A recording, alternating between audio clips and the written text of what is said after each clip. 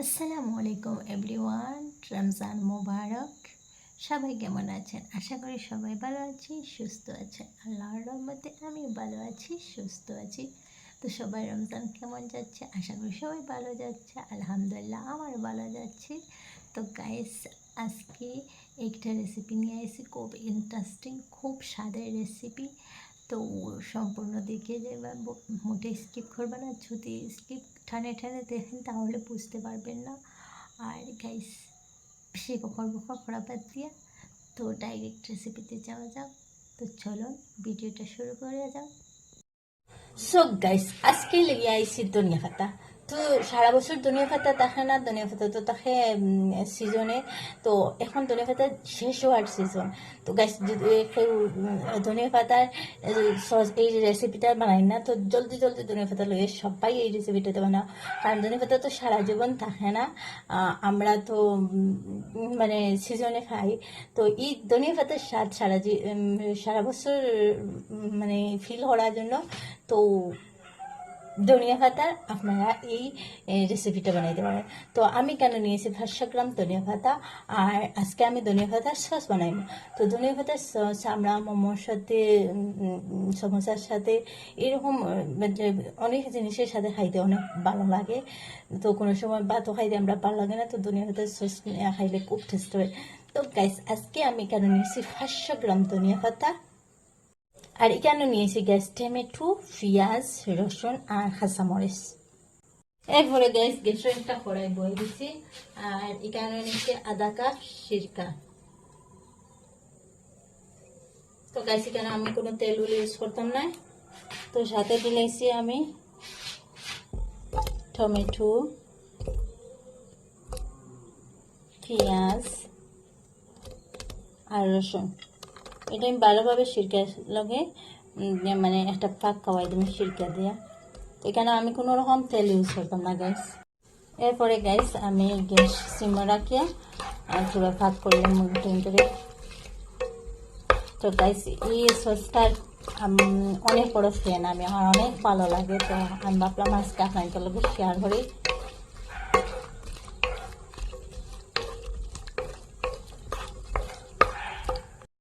তো গাইস, সাথে পরিমাণ লবণ দিয়ে লইলাম। তো আপনারা যার যেরকম লাগবো এরকম লবণ দিন জেনে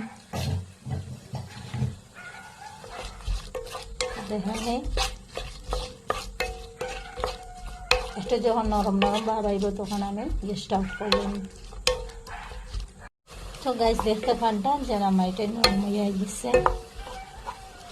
এখন আমি গ্যাস অফ করলাম গাইস।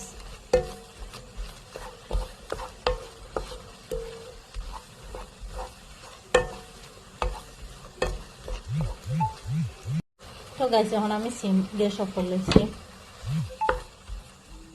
এখন এটা একটু ঠান্ডা হইতে দিব, আর এদিকে বাকি আমি কাজ শেষ হলো। তো এখানে গ্যাস নিয়েছি আমি তেঁতুল, তেঁতুলের লগে কিছু সিরকা পড়াইয়া একটা ব্যাটার বানাই দিব। তো এরকম ভালোভাবে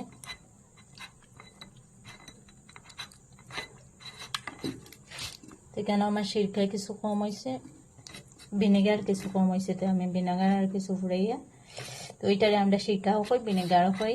তো বেশিরভাগ মানুষে ভিনেগার খায়। তো এই দেখো তেঁতুলের আমি ব্যাটারটা ভরিয়ে নিছি।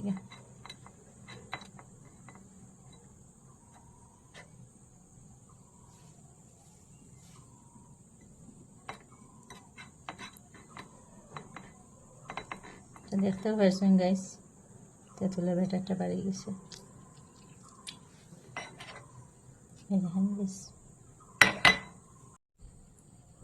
এখন গাইস, আমি একটা মিক্সার নিছি, মিক্সারও ধনিয়া পাতাটা দিলাম।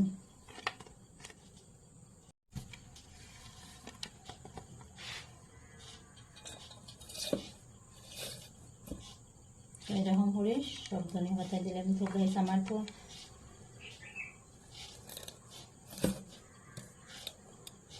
তো দেখতে পারতে এখন আমি সব ধনিয়া পাতা দিলেছি।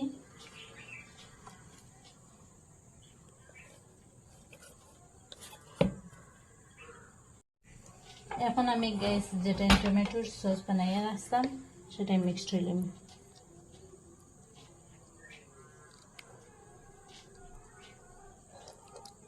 টমেটো কাঁচামরিচ মিলিয়ে যেটা বানাইছিলাম।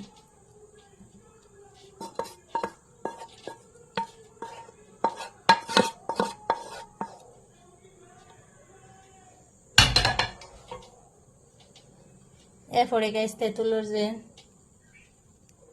তেঁতুলের যেটা বানাইয়া আসলাম, ওটাও দিয়ে মিক্স করলাম।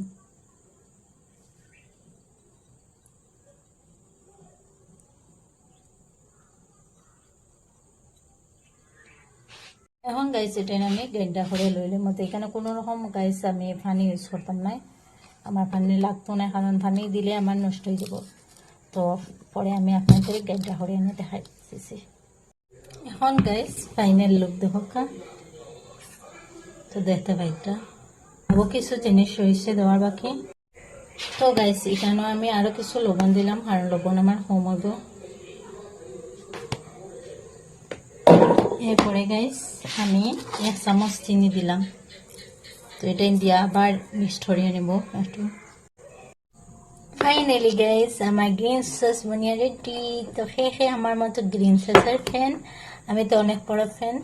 তো গাইস থ্যাংক ইউ। তো আজকে এই পর্যন্ত, আবার দেখা হবে পরের ভিডিও। আল্লাহ হাফিজ।